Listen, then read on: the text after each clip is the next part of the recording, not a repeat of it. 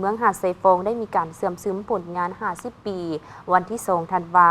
และก็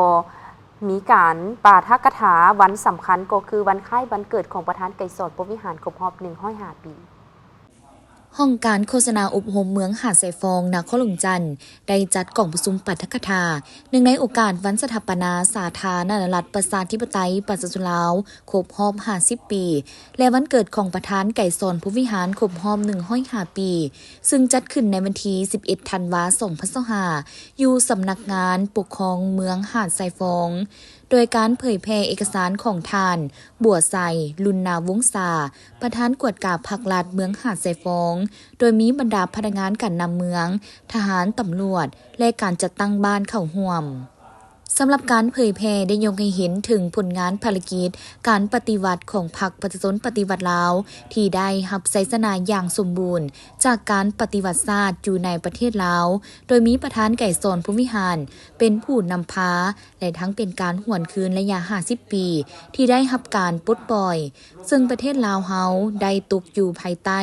การปกครองของจักรพรรดิต่างชาติซึ่งในระบบนั้นประชาชนลาวบรรดาเผ่าแม้นถูกกดขี่ขูดหีดอย่างโหดร้ายป่าเถื่อนจนบ่มีสิทธิเสรีภาพระบบการบริหารแม้นถูกควบคุมบัญชาด้วยข้าราชการของต่างชาติและผู้มีอำนาจอยู่แต่ละท้องถิ่นเศรษฐกิจพบความยุ่งยากการศึกษายังจำกัดบ่มีโอกาสเข้าเรียนและพื้นฐานโครงสร้างภายในประเทศก็ถูกสงครามทำลายอย่างหนักหน่วงเฮ็ดให้นำไปสู่ขบวนการของประชาชนลาวทั้งชาติมีความเครียดแค้นและยกระดับการต่อสู้ของมหาชนกว้างออกใน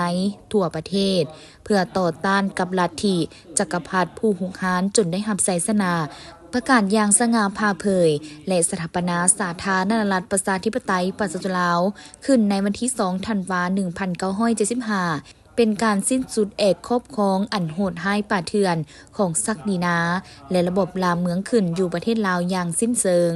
และผลงานภารกิจดังกล่าวนั้นแม้นได้ถูกจารึกไว้ในประวัติศาสตร์ของชาติกลายเป็นมูลเชื่อแห่งวีรกรรมที่ล้ำเลิศและนำไปสู่การปกปักรักษาและพัฒนาประเทศชาติจนได้รับผลสำเร็จต่อเนื่องในตลอดระยะ50 ปีผ่านมาภายใต้การนำพาของพรรคเฮ็ดให้สมหน้าของประเทศมีการเปลี่ยนแปลงใหญ่หลวงรอบด้านชีวิตการเป็นอยู่ของประชาชนบรรดาเผ่าได้รับการยกสูงขึ้นและประกอบส่วนเฮ็ดให้ประเทศชาติมีเสถียรภาพด้านการเมืองหนักแน่นแนวทางป้องกันชาติป้องกันความสงบเข้มแข็งการพัฒนาเศรษฐกิจคงเขตวัฒนธรรมสังคมก็มีผลสำเร็จอำนาจรัฐล้วนแต่ได้รับการปรับปรุงยกระดับให้มีคุณภาพและการพัวพันหัวมือกับบรรดาประเทศในภาคพื้นและสากลก็ได้รับการเปิดกว้างกองประชุมยังได้หวนคืนถึงประวัติผลงานคุณงามความดีและชีวิตการเคลื่อนไหวของประธานไกรสอนพรหมวิหารผู้นำที่แสนเคารพรักของปวงชนลาวทั้งชาติ